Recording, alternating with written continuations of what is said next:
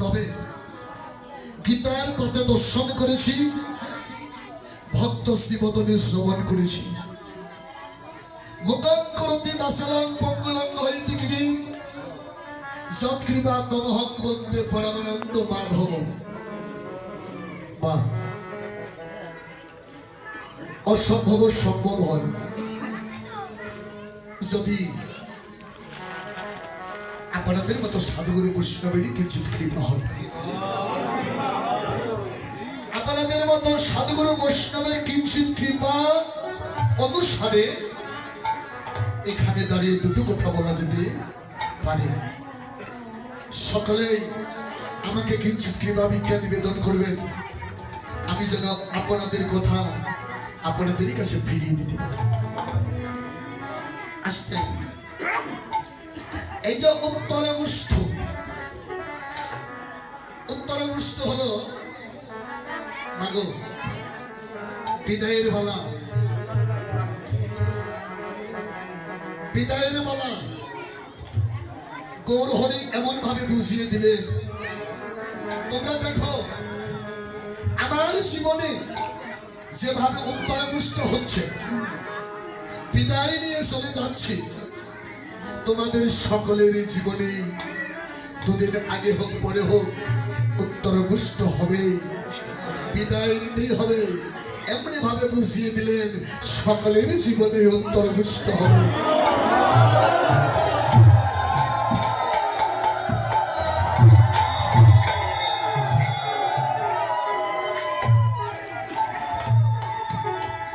উত্তরাগস্ত হলো বিদায়ের বেলা। তবে বাবা ভাবাবিষ্ট গীতকর্তা এলার এক প্রান্তে দাঁড়িয়ে কবির শব্দে লিপিবদ্ধ করলেন তার গুরু কৃপা লাভ করে ভজনের নয়নকে কিভাবে প্রকাশ করলেন। সুরধ্বনির তীরে আজ গৌর কিশোর সহস্র গগনেলি আনন্দে বিভোর।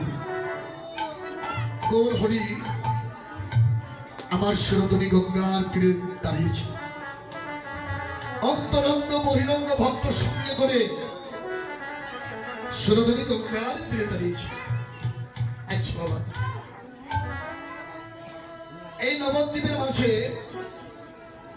অনেক তীর আছে, বলি আপনাদের কাছে অন্য তীরে না দাঁড়িয়ে গৌর হরি কেন সুরধ্বনি গঙ্গার তীরে দাঁড়াইবে? কি কারণ? এখানে কিছু তত্ত্ব কথা লুকিয়ে আছে, বলে আপনাদের কাছে। আপনারা অনেকেই জানেন, আবার অনেকেই জানেন না। আস্তে আস্তে আস্তে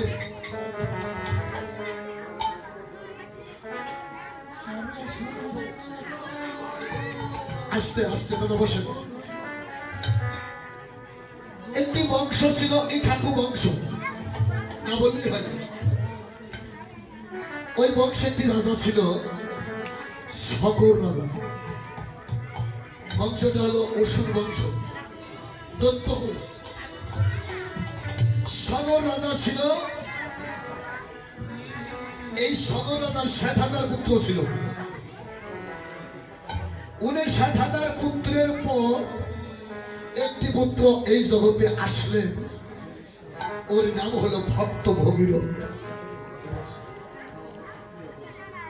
দাদা সাউন্ড একটু ক্লিয়ার করে দাও।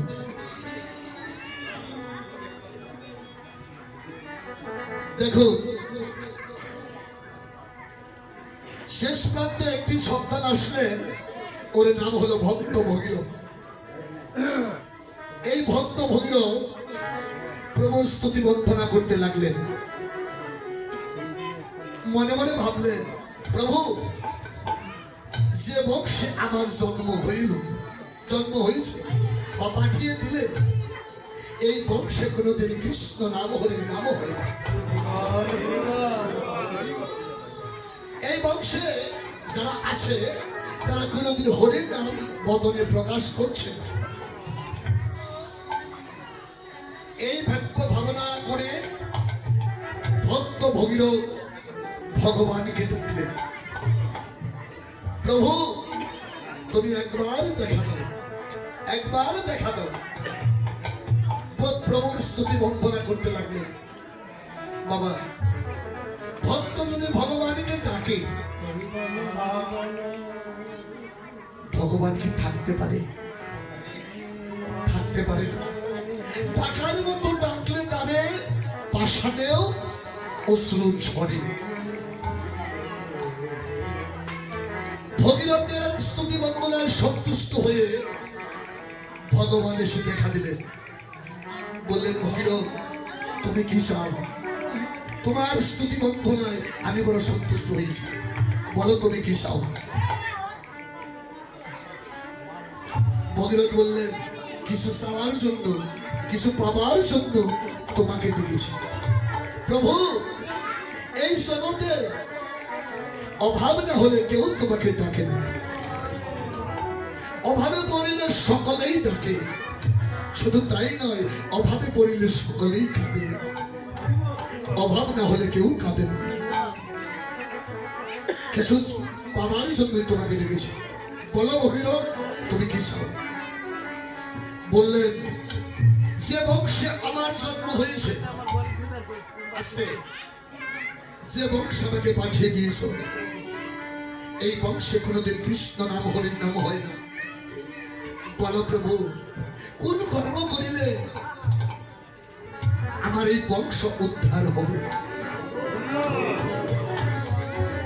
বংশ উদ্ধার হবে বলো। ভগবান বললেন, তুমি নিজের জন্য কিছু চাও, বংশের জন্য কেন চাচ্ছ? ভগীরথ বললেন, প্রভু, আমি নিজের জন্য কিছু চাই না। সারাটি জীবন শুধু বলে এলাম, তুমি ভালো থাকো, আমাকে ভালো রাখো।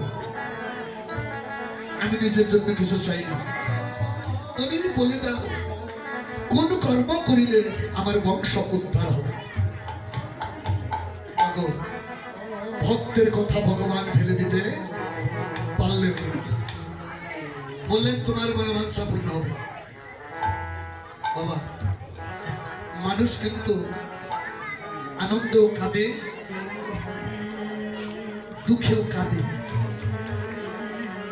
এমন হানা কথা শ্রবণ করে ভক্ত ভগীরথ নয়নের জল ছেড়ে দিয়ে নিজ গৃহে চলে গেলেন। আসতে এদিকে কিন্তু কথা হচ্ছে। নিজ গৃহে চলে গেলেন। ভগবান সুরধনী গঙ্গাকে ডাকলেন, সুরধনী, আমার কাছে আয়। সুরধনী গঙ্গা বলেন, আমি তো তোমার স্মরণে আছি, অমন করে কেন ডাকছো আমাকে? ভগবান বললেন, সুরধনীরা, আর বিলম্ব করিস না, তোর ব্রতধামে চলে যেতে হবে। কেন? বলছে, কেন বলিস না? এই জগতে যত পাপী তাপী আছে, সুরধনী, তোর পক্ষ মাঝে অবগায়ন করে সকলেই উদ্ধার হয়ে যাবে।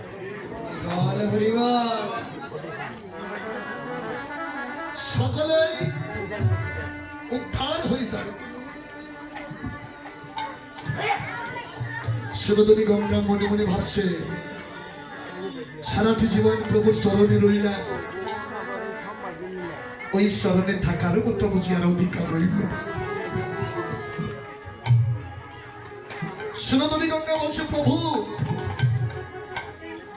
আমি চলে যাচ্ছি, সারাটি জীবন তোমার ওই স্মরণে রইলাম।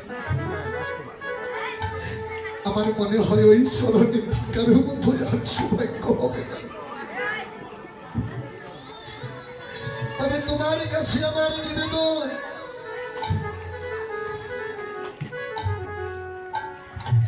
আমি সেখানেই থাকি না কেন, আমাকে সেখানে পাঠাও না কেন, তোমার কাছে আমার একটি নিবেদন, প্রভু, তোমার ওই স্মরণের কাঙ্গাল, তোমার স্মরণের কাঙ্গাল আমায় কোনদিন, আমায় করো না প্রভু গো।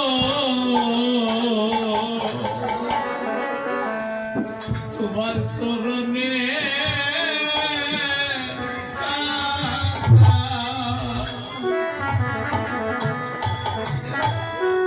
ও আহা